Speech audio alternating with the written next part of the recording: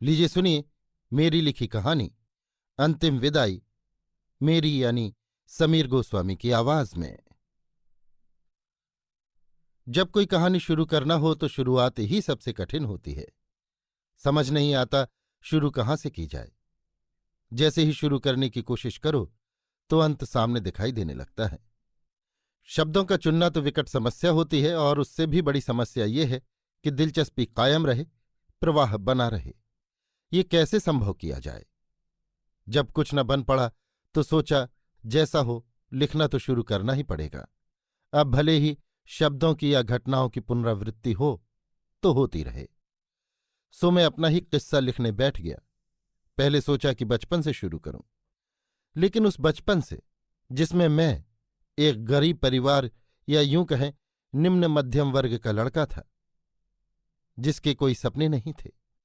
घर में आय के नाम पर पिता की तनख्वाहें बस थी, जो उन्हें किसी सेठ के यहां मुनीमी करने के एवज में मिला करती थी। लेकिन उस वक्त तो मुझे कम आय या अधिक आय कुछ समझ में नहीं आता था। शौक भी ऐसे नहीं थे जिनसे मुझे कम आय का एहसास हो। मेरे अन्य दोस्तों के पास साइकिल भी थी और ढेर सारे कपड़े भी, लेकिन मुझे कभी किसी से ईर्ष्या नहीं हुई। मैं अपने में मस्त रहने वाला लड़का था। माता पिता की इकलौती संतान था, सो घर में भी किसी वस्तु के लिए किसी से प्रतिस्पर्धा नहीं थी। जो था सो मेरा ही था। पढ़ने लिखने की रुचि हमेशा से रही, सो बचपन से ही कहानियों की किताबें हर महीने मुझे मिल जाया करती थीं, जो कि मेरे लिए कुबेर का खजाना हुआ करती थी। पढ़ने में मुझे हमेशा से रुचि रही है, सो अपनी स्कूल की किताबों और साहित्यिक किताबों तक ही दुनिया सीमित थी। मोहल्ले के मित्रों के साथ खेल भी खेला करता था, लेकिन वो सिर्फ जीवन का एक अंग था, शौक नहीं। लेकिन ये लिखने बैठा तो लगा कि बचपन की कहानी के विस्तार में क्या रखा था, इससे किसी को क्या दिलचस्पी। सो यहीं रुक गया। अब सोचा कि चलो किशोर अवस्था से शुरू करूं, लेकिन फिर लगा कि बचपन से किशोर हो जाने पर फर्क क्या पड़ता है, कुछ खास नहीं। बस हाफ पैंट की जगह फुल पैंट ने ले ली है। घर से अकेले जाने की अनुमति भी मिलना शुरू हो गई है। पत्रिकाओं में थोड़ा सा परिवर्तन हो गया है। राजा रानी की कहानियों की जगह अब वो कहानियां पढ़ने लगा हूं जिनमें थोड़ा बहुत यथार्थ समाहित होने लगा था। स्कूल में पढ़ाई का बोझ बढ़ने लगा है। माँ बाप अब समझाने भी लगे हैं, भविष्य की चेतावनी भी देने लगे हैं। पिता की त्वचा कुम्हलाने लगी है और मेरी चमकने लगी है। कई बार सोचता हूं तो ऐसा लगता है जैसे बच्चे को माँ बाप अपना ही शरीर देना शुरू कर देते हैं। जैसे जैसे आपका शरीर परिपक्व होता जाता है, उनका कमजोर होता जाता है। ऐसा लगता है वो अपने खून की एक एक बूंद से, मांस के एक एक टुकड़े से संतान की परवरिश करते हैं। अनजाने में हम अपना शरीर बनाने के लिए उनके शरीर से ही सामग्री लेते जाते हैं और वो खुशी खुशी देते जाते हैं। लेकिन फिर लगा कि इस किशोर अवस्था में भी किसी की क्या दिलचस्पी, सो उसे भी यहीं रोक दिया। फिर सोचा कि चलो जवानी से शुरू करते हैं। जवानी के उन दिनों से जब कॉलेज में दाखिला हो गया था। 2 साल कॉलेज में गुजार भी लिए थे, लेकिन इन 2 सालों में कुछ ऐसा हुआ क्या जो लिखने जैसा कुछ हो? अगर था तो वही आत्मप्रशंसा वाला, वही कि पढ़ने में होशियार, देखने में सजीला, बात करने में सौम्य जैसा कुछ। सो ये तो ऐसा है कि कोई अनोखा या विरला नहीं है। बस एक खास बात जो थी वो ये कि बात करने में सौम्य तो था ही, शर्मीला भी था। इस कारण लड़कियों से उतना घुला मिला नहीं था। मेरे साथ के मित्र हमेशा किसी न किसी अपनी मित्र की चर्चा करते रहते, उसके लिए आहें भरते, लेकिन मुझे ये बात समझ में ही नहीं आती थी। ऐसा नहीं था कि मैं बुद्धू था, लेकिन मुझे इन सब की उपयोगिता समझ में नहीं आती थी। कोई दिल पर हाथ रखकर आह भरता तो मुझे कुछ अजीब सा लगता। ऐसा कैसा दिल है, ऐसा कैसा दर्द है, वगैरह वगैरह। और प्रेम, ये प्रेम क्या है? किसी को देख लिया और आहें भरने लगे, ये तो कोई बात न हुई। खैर, इस कारण से मेरे मित्रों की संख्या भी बहुत ही सीमित थी, या यूं कहें कि थी ही नहीं। मुझे पढ़ने में आनंद आता था और दूसरे मित्रों को अपनी प्रेम कहानी सुनाने में, सो किसी से पटरी बैठना मुनासिब ही न था। हाँ, एक बात तो बताना भूल ही गया। मेरे लिए कॉलेज में दाखिला लेते समय एक नई साइकिल पिताजी ने बतौर उपहार दी थी, और वो साइकिल मेरे लिए पुष्पक विमान से कम न थी। रोज उसकी ऐसी सेवा करता था जैसे छोटी बहन हो। सो एक रोज उसी साइकिल से जब कॉलेज छूटने के बाद अपने घर जा रहा था कि रास्ते में किताबों की दुकान पर रुक गया। आज अपने पाठ्यक्रम की वो किताब लेना थी जो कई दिन से दुकानदार मंगा नहीं पा रहा था, लेकिन आज का उसने वादा कर दिया था। दुकान पर खड़ा ही था कि आवाज आई, भैया वो किताब आ गई। उफ, क्या आवाज थी! मेरे सारे शरीर में सिहरन दौड़ गई। ऐसी मीठी आवाज से मेरा कभी सामना नहीं हुआ था। दूसरे के शरीर को कोई बिना छुए ऐसे कंपित कर सकता है, आज एहसास हो गया। कानों में मिश्री घुली तो शरीर का अंग प्रत्यंग सितार के तार की तरह सरगम के सातों सुरों जैसा बजने लगा।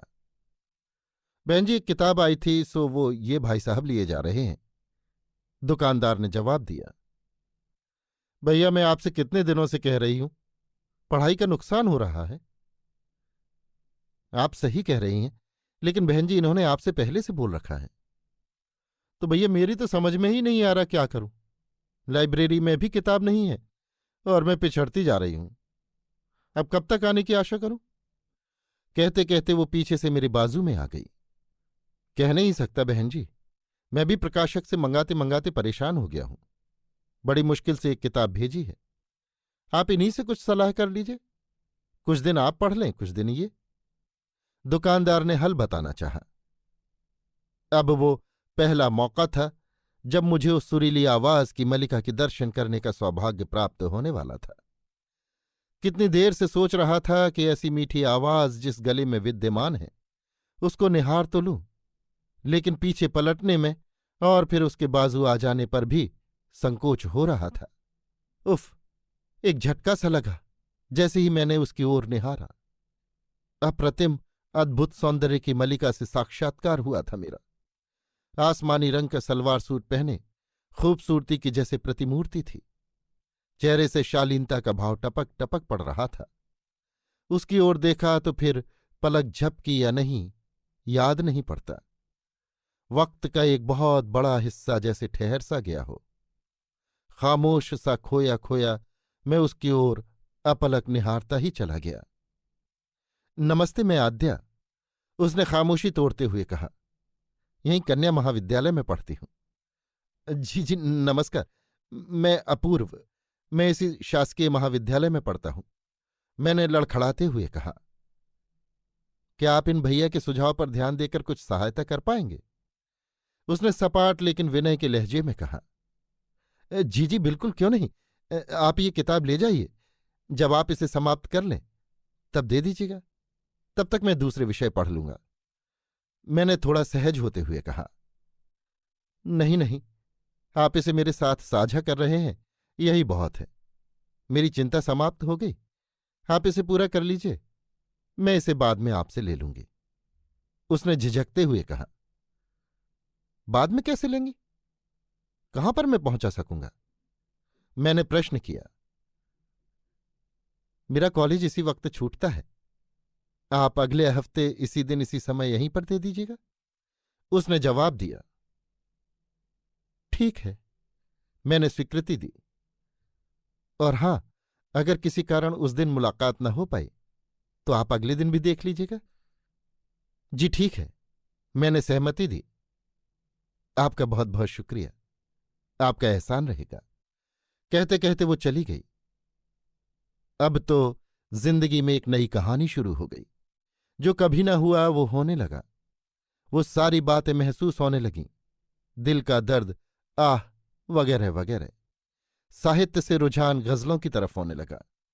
हर गजल यूं लगने लगी जैसे मेरे लिए ही लिखी गई हो। वक्त बहुत लंबा सा लगने लगा। अब छत पर जाकर तारों को ताकने का मन भी करता और सपने बुनने का भी।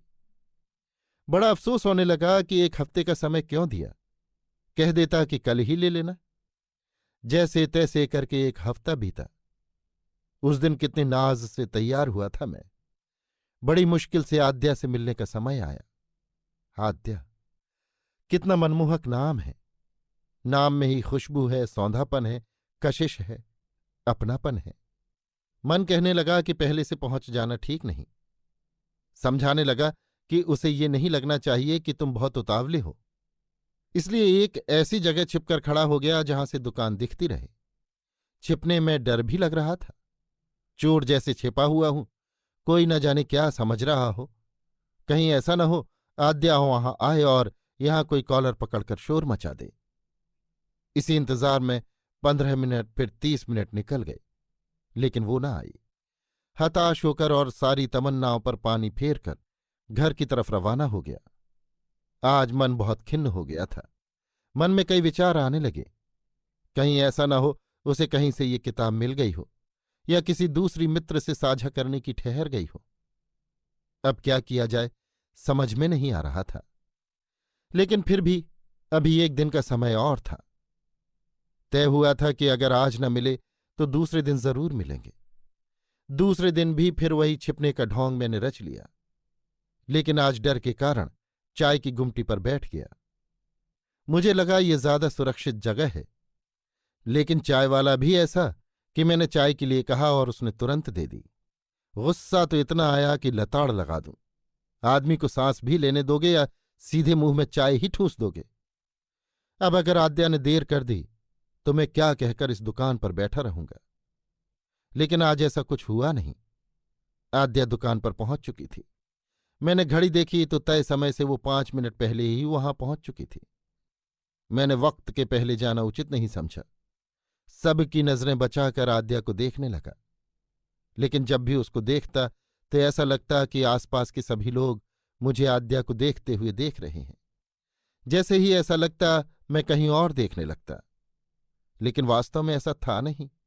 ये सिर्फ मेरा भ्रम था। जैसे तैसे मैंने वो 5 मिनट काटे और पैरों पर लगाकर उस दुकान पर पहुंच गया। हेलो आद्या, मैंने पीछे से उसको आवाज दी। हेलो अपूर्व, माफ करना, कल मैडम ने एक्स्ट्रा क्लास ले ली थी तो आ नहीं पाई। तुम आए थे क्या? हाँ आया था, लेकिन कोई बात नहीं, ऐसा हो जाता है, मैंने कहा।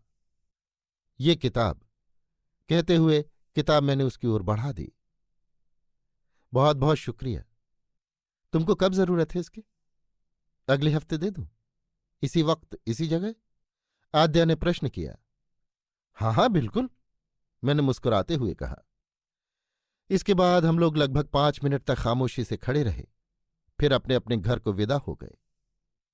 अगली मुलाकात के इंतजार में ये पूरा हफ्ता कैसे कटा मैं ही जानता हूं। लेकिन ये न समझिएगा कि मैं वो आशिकों जैसा हो गया था। जीवन बिल्कुल सामान्य था। पढ़ाई भी उतनी ही शिद्दत से करता था जिस शिद्दत से इंतजार। अगले हफ्ते फिर हमारी मुलाकात हुई, लेकिन इस बार दोनों को इंतजार नहीं करना पड़ा। अब हम बातचीत करने में भी सहज हो चले थे। वो जो एक झिझक थी शायद जाती रही थी। अपूर्व, ये तुम्हारी किताब, हालांकि मुझे इसकी फिर जरूरत पड़ेगी। 2 ही चैप्टर अभी पढ़ पाई हूं और दूसरा चैप्टर तो बिल्कुल समझ में नहीं आ रहा। आद्या ने किताब देते हुए कहा। ऐसा क्यों? चैप्टर तो बहुत आसान है, मैंने सहजता से कहा। तुम्हें समझ में आ गया क्या? हाँ बिल्कुल। अगर अपूर्व तुम्हें कोई परेशानी ना हो तो मुझे समझा सकते हो। हाँ हाँ बिल्कुल, इसमें परेशानी की क्या बात है। तो कब? तुम जब कहो। आज? हाँ हाँ आज, लेकिन कहाँ? अगर तुम्हें आपत्ति न हो तो मेरे घर चलकर। अंधा क्या मांगे 2 आंखें। मन की खुशी चेहरे पर ना आ पाए इसके लिए कितना जतन करना पड़ा मैं ही जानता हूं। इसके बाद हम दोनों आद्या के घर चले गए। घर पर पहुंचे तो आद्या के मम्मी पापा बैठक में बैठे ही कुछ बातचीत कर रहे थे। पापा, ये अपूर्व, मैंने बताया था ना, जिन्होंने किताब देकर मेरी सहायता की है। अपूर्व, ये मेरे मम्मी पापा हैं। नमस्ते अंकल। नमस्ते आंटी, मैंने अभिवादन किया। आओ आओ बैठो बेटे। तुम्हारा बहुत बहुत शुक्रिया, तुमने बिटिया की सहायता की। बहुत परेशान थी। कहाँ रहते हो बेटा? आद्या के पापा ने पूछा। जी अंकल, यहीं शिवनगर में। पापा क्या करते हैं? जी अंकल, कपड़े की दुकान है हमारी। मैं आपको बताना ही भूल गया कि लगभग 10 वर्ष पूर्व पिताजी ने मुनीमी छोड़कर स्वयं की कपड़े की दुकान खोल ली थी और वो अच्छी चल भी निकली थी। जिससे हमारी आर्थिक स्थिति भी काफी अच्छी हो चली थी। वहां शिवनगर में तो पांडे जी की कपड़े की दुकान है, आद्या के पापा ने कहा। जी जी अंकल, मैं उन्हीं का बेटा हूं। अरे वाह बेटा, पांडे जी और मैं साथ साथ पढ़े हैं। वो तो उनके ऊपर परिवार की बहुत जिम्मेदारियां थीं, तो ज्यादा पढ़ाई नहीं कर पाए। लेकिन बेटा वो पढ़ने में बहुत होशियार थे और बहुत सज्जन भी। आज भी उनसे कभी कभार मुलाकात हो जाती है। कितना अच्छा संयोग निकला कि तुम तो घर के ही बच्चे निकले। पापा, मुझे अपूर्व से कुछ समझना है, समझ लो, आद्या ने बातों को विराम देने के उद्देश्य से कहा। हाँ हाँ बेटा, मैं यहीं बैठूं या चला जाऊं? आद्या के पापा ने पूछा। आपको जैसा ठीक लगे, आद्या ने कहा। आद्या के पापा वहीं बैठकर कोई किताब उठाकर पढ़ने लगे और मैं आद्या को वो चैप्टर समझाने लगा जो कि उसको समझ नहीं आ रहे थे। लगभग 1 घंटा तक समझाने के बाद काम समाप्त हुआ और मैंने जाने की इच्छा जताई। मैं जैसे ही घर को निकलने लगा, आद्या के पापा ने कहा, बेटा पांडे जी को मेरा नमस्कार कहना और कहना कि याद किया है। कभी अपने इस मित्र के घर भी आ जाएं, और तुम्हें भी जब ठीक लगे आ जाया करो बेटा। हाँ हाँ अंकल, बेशक। आप भी कभी घर आइए ना, मैंने कहा। कभी क्यों, इसी रविवार को आ जाएंगे, आद्या के पापा ने हंसते हुए सहजता से उत्तर दिया। लौटते समय मेरा दिमाग घूमने लगा। क्या आद्या के पापा वाकई इतने खुशमिजाज हैं या कुछ बनावटीपन है? ये कैसा संयोग है कि सब कुछ अकस्मात हो गया। जिसको देख नहीं पा रहा था उसके व उसके परिवार के इतने करीब कहीं कुछ और तो नहीं है। खैर, अपने मन में चल रहे चक्रवात को शांत करके मैं घर पहुंच गया।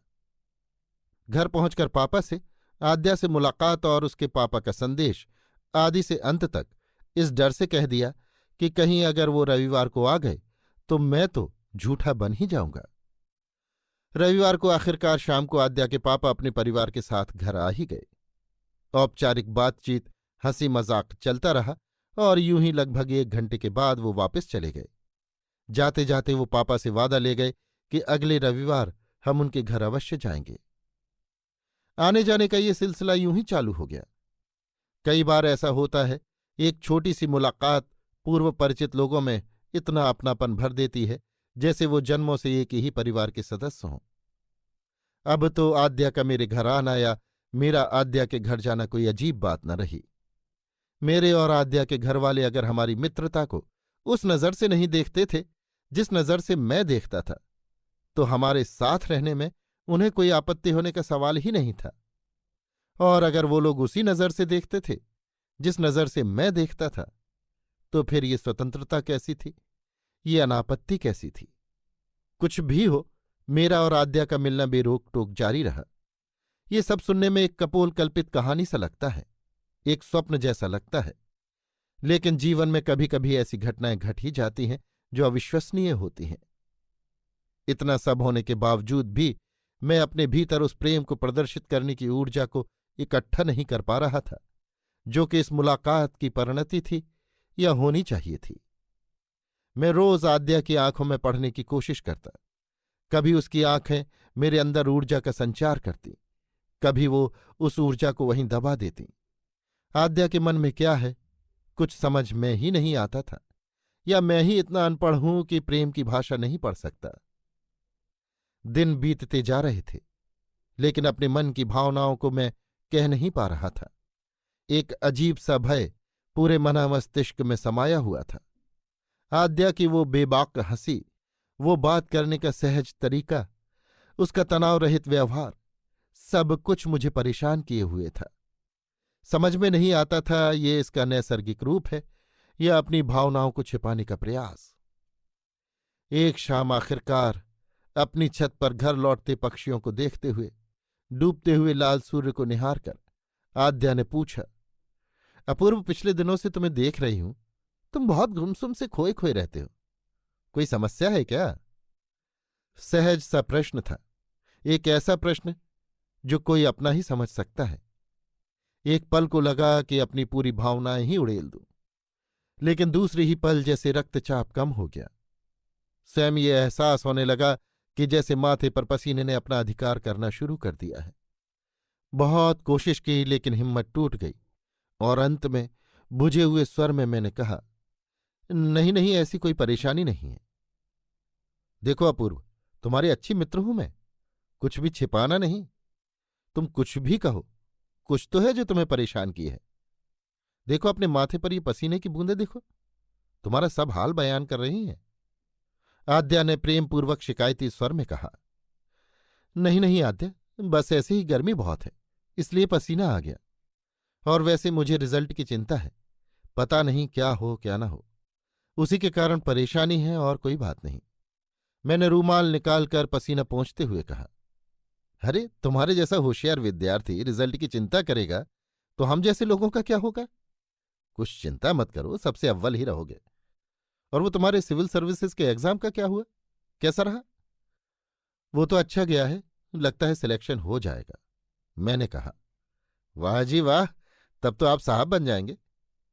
कितने दिनों में अंतिम परिणाम आ जाएगा? बस यही 3-4 महीने में। घटनाओं का ये क्रम ऐसा ही चलता रहा। कभी लगता है कि आद्या के मन में वो बीज अंकुरित हो रहा है जिसे मैं वृक्ष के रूप में देखना चाहता हूं। कभी लगता है ये मेरा वहम मात्र है, कुछ भी निर्णय करने की स्थिति में नहीं था। लेकिन ये मेरा वहम था, ये इस बात से पुष्ट होता चला गया कि अगर आद्या के मन में ऐसा कुछ होता तो कभी तो उसकी हालत मेरे जैसी होती, कभी तो उसके चेहरे पर चंचलता की जगह संजीदगी नजर आती। आद्या मुझे अपना सबसे अच्छा मित्र मानती है और मैं उसका प्रेमी बनने की चाह में उससे छल कर रहा हूं। अगर मैं ये रहस्य उद्घाटन कर दूं तो उसके दिल पर क्या बीतेगी, क्या समझेगी मुझको? उसकी मित्रता से भी हाथ धो बैठूंगा। लेकिन तभी ये भी लगा कि नहीं, प्रेम का आरंभ ही मित्रता से होता है, प्रेम का पहला सोपान ही मित्रता है। हो सकता है उस चंचलता में वो अपनी भावनाओं को छुपाने का प्रयास कर रही हो, जो कि नारी का गहना होता है। कुछ दिनों बाद बहुप्रतीक्षित रिजल्ट भी आ गया। जैसा कि आद्या ने विश्वास जताया था, अव्वल ही आया।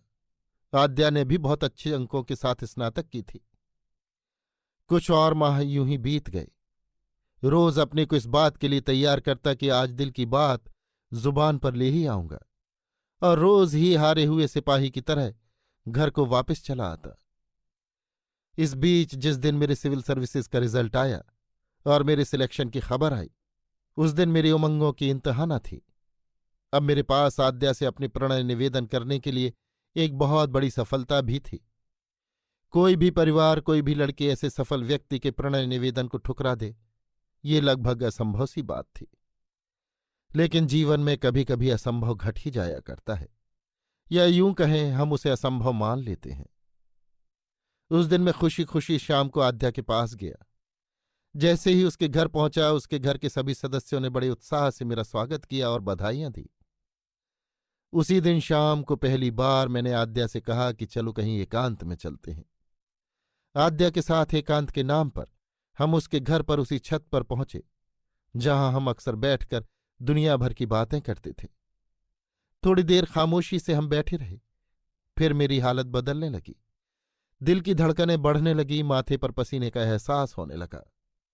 खामोशी का सिलसिला आद्या ने तोड़ा। हाँ पूर्व, तुम किसी विशेष कारण से यहां एकांत में आए हो या यूं ही? हाँ, एक बात कहना थी। मेरे हाथ ठंडे पड़ने लगे थे, जबान सूखने लगी थी, कुछ कहने की जैसे हिम्मत ही न बची हो। बोलो ना, आद्या ने बड़े सहज भाव से कहा। वो कुछ दिन बाद मैं चला जाऊंगा, मसूरी में ट्रेनिंग है। उसके पहले कुछ औपचारिकताएं पूरी करना है और व्यवस्थाएं भी जमाना है, इसलिए शायद अब मुलाकात ना हो सके। ओह, तो अब अपूर्व साहब बनने की ट्रेनिंग लेने जा रहे हैं? आद्या ने मुस्कुराते हुए कहा। साहब बनने के बाद हमें भूल ना जाइएगा अपूर्व बाबू। कैसी बात करती हो आद्या, तुम्हें और मैं भूल जाऊंगा? मैंने मायूसी से कहा। अब तो दिल कड़ा करना था, अपना पूरा जोर लगाकर, पूरी हिम्मत बटोरकर, और मैंने वही किया। अपने आप को संजीदा करके ऐसा प्रदर्शित करने की कोशिश की कि जैसे मैं यूं ही सामान्य बातचीत के उद्देश्य से पूछ रहा हूं। और मैंने वही किया ताकि अगर कुछ विपरीत परिस्थिति हो जाए तो उस स्थिति से निकलने का मौका मिल जाए। इस प्रकार यूं ही उड़ते हुए मैंने पूछा, आद्या, क्या तुम किसी से प्रेम करती हो? इतना प्रश्न करने में मुझे अपने शरीर की समस्त ऊर्जा को एकत्रित करना पड़ गया। ऐसा प्रतीत होने लगा जैसे शरीर से जान ही निकल गई हो, गले में महीनों से पानी की बूंद न गई हो। हाँ हाँ, करती हूं। आद्या ने भी हंसते हुए उसी सहजता से उत्तर दे दिया।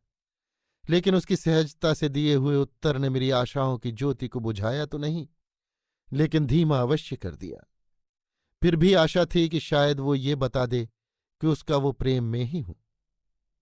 लेकिन आज अचानक ये प्रश्न क्यों अपूर्व बाबू? फिर आद्या ने प्रश्न किया। बस ऐसे ही, न जाने कैसे दिमाग में अचानक विचार आ गया। वैसे तुम्हारे व्यक्तिगत जीवन में मुझे दखल न करना चाहिए, लेकिन फिर भी। अरे कैसी बात कर रहे हो अपूर्व? तुम मेरे सबसे अच्छे मित्र हो। मेरा एक एक रहस्य जानने का तुम्हें अधिकार है। अगर ये अधिकार तुमसे मैं छीन लूं तो समझ लो मैंने मित्रता तोड़ दी। आद्या ने कहा। तो तुम मुझे अपने उस प्रेम से मिलवाओगी नहीं? मैंने सकुचाते हुए कहा। मुझे आशा थी कि उसका जवाब आएगा कि तुमको तुम्ही से क्या मिलवाऊं, लेकिन आद्या ने उसी चंचलता से कहा। इतनी बेताबी न करो अपूर्व। एक दिन तुमसे उसे अवश्य मिलवाऊंगी, और जिस दिन तुम उससे मिलोगे, यकीन मानो तुम्हें ऐसा लगेगा मानो दुनिया के सबसे उत्तम व्यक्ति से तुम्हें मिलवाया है। दिल टूट चुका था। मित्रता बोझ लगने लगी थी। जिस आद्या को पहली नजर में अपना सब कुछ हार दिया था, वो आज मुट्ठी की रेत के समान सामने से फिसलती सी मालूम हुई। बस ऐसा मन कर रहा था कि कहीं दूर अकेले में जाकर जोर जोर से गला फाड़ कर रोऊं। जिंदगी में आद्या को पाने के बारे में न सोचा था, तो भी खोने का तो कभी सोचा ही न था।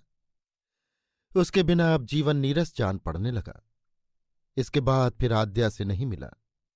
मेरे मसूरी जाने के पहले 2 बार वो घर पर आई, लेकिन किसी कारणवश मैं घर पर नहीं था, इसलिए मुलाकात न हो सकी। इस बात की वेदना भरी खुशी भी मेरे मन में हुई कि चलो आद्या का सामना न करना पड़ा। मसूरी की ट्रेनिंग के बाद मेरी पोस्टिंग भी हो गई। सीधे जाकर नौकरी ज्वाइन कर ली। अब अपने ही शहर जाने का मन न होता था। उस शहर के बारे में सोचकर ही रोने का मन करता। आद्या को भुलाने की भरसक कोशिश करने लगा। जब भी माँ पिताजी की याद आती, उन्हें ही अपने पास बुला लिया करता। पोस्टिंग होती रही, शहर बदलते रहे और आद्या के पत्र भी निरंतर आते रहे। हर पत्र में वो यही लिखती थी, घर कब आओगे? अब तो साहब बन गए हो, भूलने लगे हो। मेरा भी यही जवाब होता कि अभी काम बहुत है, वक्त नहीं मिल रहा। उसके आखिरी 2 पत्र जो आए, उनमें लिखा था कि आ जाओ, तुम्हें अपने प्रेम से मिलाऊंगी। इन दोनों पत्रों का जवाब देना मैंने उचित नहीं समझा। इसके बाद इसी आशय का एक और पत्र रजिस्ट्री से आया, और फिर उसके बाद पत्रों का सिलसिला बंद हो गया। आखिरी पत्र के 3 महीने बाद अकस्मात मुझे आद्या की शादी का कार्ड मिला। कार्ड के साथ एक पत्र भी मिला, जिसमें उसने मित्रता का वास्ता दिया था और कहा था कि अगर कभी सच्चा मित्र माना हो तो शादी में अवश्य आना। तुम्हारी हमेशा एहसानमंद रहूंगी। अगर शादी के 1-2 दिन पहले आ सको तो और बेहतर होगा। मैं ऑफिस से छुट्टी लेकर 3 दिन पहले ही अपने घर पहुंच गया, अपने प्रेम की चिता सजाने के लिए, उसे अंतिम नमस्कार और विदा करने के लिए। जैसे ही आद्या के घर पहुंचा, सारे घर के लोगों के चेहरे पर खुशियों का एक सैलाब सा दिखाई दिया। आद्या के चेहरे पर शांति की एक छाया दिखाई दी और आंखों में एहसान मानने की परछाई। आद्या अब भी वैसी ही है, वैसे ही बात करती है, वैसी ही शोखी है, वैसी ही चंचलता। अपनी शादी को स्वयं ही उत्सव की तरह मना रही है। मैं पहले संजीदा था, अब उस संजीदगी में उदासी जोड़कर वहां पहुंचा था। मेरे पहुंचते ही जैसे आद्या ने अपनी शादी का सारा बोझ मेरे सर पर दे मारा। ये काम करना है, वो काम करना है। मैं तो काम में ऐसा व्यस्त हो गया जैसे मेरे ही घर में शादी हो रही हो। दोपहर को घर जाने को कहता तो आद्या तुरंत कह देती कि 1 घंटे बाद आ जाना, फलां कार्यक्रम है। कभी मेहंदी है, कभी हल्दी है, कभी महिला संगीत है। कितना तामझाम फैला रखा है। और आद्या ऐसी कि मेरा हर जगह होना आवश्यक किए थी। आखिरकार विवाह की वो रात आई जब उसके घर बारात आई और उसका विवाह एक सुंदर सजीले युवक से संपन्न हुआ। पता चला था कि किसी अच्छी कंपनी में उच्च पद पर अच्छे वेतन के साथ कार्यरत है। मुहूर्त की अनुपलब्धता के कारण जल्दबाजी में ये शादी करनी पड़ी, अन्यथा अगले 2 साल तक तो योग न था। आद्या ने तो कहा था कि 2 साल इंतजार कर लेते हैं, लेकिन लड़के वाले माने नहीं। देर रात को मैंने आद्या से घर जाने के लिए कहा तो आद्या ने कहा कि सुबह 7 बजे विदाई है, विदाई पर अवश्य आ जाना। तुम नहीं आओगे तो बोझ रहेगा। मैंने भी मन में कहा कि हाँ, प्रेम की अंतिम विदाई करने ही तो मैं आया हूं, और उससे कहा कि तुम चिंता न करो, मैं अवश्य आ जाऊंगा। सुबह ठीक 7 बजे मैं तैयार होकर विदाई के लिए आद्या के घर पहुंच गया। विदाई की तैयारी शुरू हो चुकी थी। घर के सभी लोग कतारबद्ध खड़े थे। सबसे आखिरी में मैं खड़ा हो गया। दूल्हा आकर कार में बैठ गया। आद्या घर से निकली, अपने चचेरे भाई के कमर में दोनों हाथ डालकर सीने पर सिर रखकर रोई और आगे बढ़ गई। फिर उसने अपने सहेलियों व अन्य रिश्तेदारों से यही किया। इसके बाद अपने पिता के पास आई, उनके पीछे तक हाथ डाला, सीने पर अपना सिर रखा और सुबक सुबक कर रोने लगी। शब्द उसके मुंह से निकल नहीं रहे थे। फिर अपनी मां के पास आई, उनके एक कंधे पर हाथ रखकर दूसरा हाथ पीछे ले जाकर सिर सीने पर रखकर सिसकियां भर भर कर रोने लगी। अब मेरी असहजता बढ़ने लगी। अब मेरी बारी थी, मैं कैसे उसको विदा करूं। रोने का मन तो मेरा भी कर रहा था, लेकिन रो नहीं सकता था। अचानक आद्या मेरे पास आई। उसने अपने दोनों हाथ मेरे हाथों के बीच से पीछे ले जाकर मेरे कांधे पर अपनी हथेलियां रखीं और अपना सिर मेरे कांधे पर रखकर मुझसे कहा, ये मेरा पहला और अंतिम आलिंगन है अपूर्व। मैं भी तुमसे प्रेम करती थी, तुम ही मेरा प्रेम थे, जिससे मैं तुम्हारा परिचय कराना चाहती थी। जब तुम पुरुष होकर अपनी भावनाएं व्यक्त नहीं कर पाए तो मैं कैसे कर पाती। खैर, इस जीवन में ना सही, किसी और जीवन में तुम मुझे मिलना और फिर मुझे पामार देश की सैर कराना। अलविदा अपूर्व। अभी आप सुन रहे थे मेरी लिखी कहानी अंतिम विदाई, मेरी यानी समीर गोस्वामी की आवाज में।